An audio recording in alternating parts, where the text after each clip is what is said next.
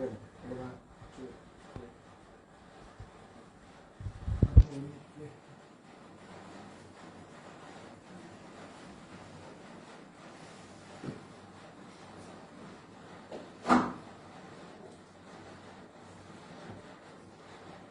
നമസ്കാരം.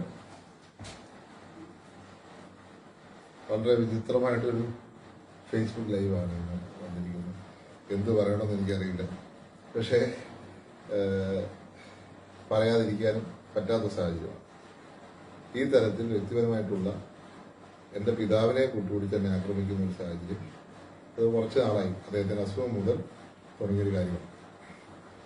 ഇന്നലെ ഒരു സംഭവം ഉണ്ടായതിനെ ചൊല്ലിയാണ് ഈ ഫേസ്ബുക്ക് ലൈവ് നടത്തുന്നത്. അത് ഞാൻ പത്രക്കാരോട് പറഞ്ഞിട്ടുണ്ട്. വാർത്ത വന്നോ ഇല്ലയോ എന്ന് എനിക്കറിയില്ല. പക്ഷെ ഇപ്പോഴും എന്റെ മണ്ഡലത്തിൽ പലരും ഇത് ചോദിക്കുന്നതുകൊണ്ടാണ് ഈ ഫേസ്ബുക്ക് ലൈവ് ചെയ്യുന്നത്. എന്റെ ഫാദറിന്റെ കല്ലറ അത്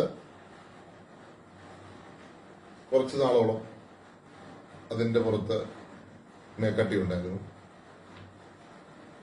അതുകൊണ്ട് തന്നെ അതിനൊരു ചുറ്റും ഒരു പന്തൽ പോലെ ഉണ്ടായിരുന്നു. ആ പന്തല് ഉണ്ടായിരുന്നിടത്തോളം ഒത്തിരി ആളുകൾ വരികയും വന്ന് തങ്ങളുടെ ഇഷ്ടം, തങ്ങളുടെ സ്നേഹം, തങ്ങളുടെ കത്തുകൾ, ഫോട്ടോകൾ ഒക്കെ അവിടെ തൂക്കിയിടുകയും. പക്ഷെ നിങ്ങൾക്കറിയാം, ഒരു പള്ളിയിൽ അങ്ങനെ ഏർക്കാലവും വെക്കാൻ സാധിക്കത്തില്ല. ആരാണെന്ന് പറഞ്ഞാലും, കാരണം എല്ലാവരും തുല്യരാണ്. അപ്പൊ അത് മാറ്റി കഴിഞ്ഞപ്പോഴും അവിടെ ഒരു ഫോട്ടോ വെക്കുവാനുള്ള ബാധ്യത എനിക്കുണ്ട്, എന്റെ കുടുംബത്തിനുണ്ട്. അത് ഫോട്ടോ വെച്ച് അങ്ങനെ പോയിരുന്നു. ഇതാണ് ആദ്യം വെച്ച ഫോട്ടോ. നിങ്ങൾ ഇങ്ങോട്ട് ശ്രദ്ധിച്ചാൽ മതി. ഈ ഒരു ഫോട്ടോ ആദ്യം വെച്ചിരുന്ന ഒരു ഫോട്ടോയാണ്. പക്ഷെ തുടർച്ചയായ മഴ, നിങ്ങൾക്കറിയാം, മഴയത്ത് ഫോട്ടോകൾ പെട്ടെന്ന് മോശമാവും. ഇതിന്റെ അവസ്ഥ ഇപ്പൊ തന്നെ നിങ്ങൾക്കറിയാം. ആ ഫോട്ടോ എടുത്ത് ഞാൻ മാറ്റി. ഈ ഒരു ഫോട്ടോ നിങ്ങൾ ഇങ്ങോട്ട് ശ്രദ്ധിച്ചാൽ മതി. ഈ ഒരു ഫോട്ടോ ഞാൻ കൊണ്ടുവച്ചു. നിങ്ങൾക്കറിയാം, ഞാൻ റോമിലായിരുന്നു, സർവമത സമ്മേളനം. ഗുരുദേവൻ ലോകത്തിന് വഴി കാണിച്ചത് ഇത് കണ്ടതും ഞാൻ വിചാരിച്ചു എന്റെ പിതാവിന്റെ ഒരു നല്ല ഫോട്ടോ തന്നെ അവിടെ ഉണ്ടാവണം. വീണ്ടും അത് ഫീഡാവുന്ന സാഹചര്യത്തിൽ അത് മാറ്റുവാൻ വേണ്ടി ഞാൻ അവിടുന്ന് എടുത്തു. ഇന്ന് രാവിലെ മുതൽ അതിന്റെ എനിക്കൊരു പുതിയ പേരിട്ടിട്ടുണ്ട്. ആ പേരനുസരിച്ചുള്ള വിളികളും കാര്യങ്ങളും ഒക്കെ വരികയും പോവുകയൊക്കെ ചെയ്യുക. അപ്പൊ ഞാൻ പുതിയ ഫോട്ടോ കിട്ടിയ ഉടനെ തന്നെ ഫോട്ടോ പ്ലേസ് ചെയ്തു. ഈ ഫോട്ടോ പ്ലേസ് ചെയ്തപ്പോൾ എന്റെ മണ്ഡലത്തിലെ ആൾക്കാരെ അഷുറൻസ് കൊടുക്കണ്ടേ?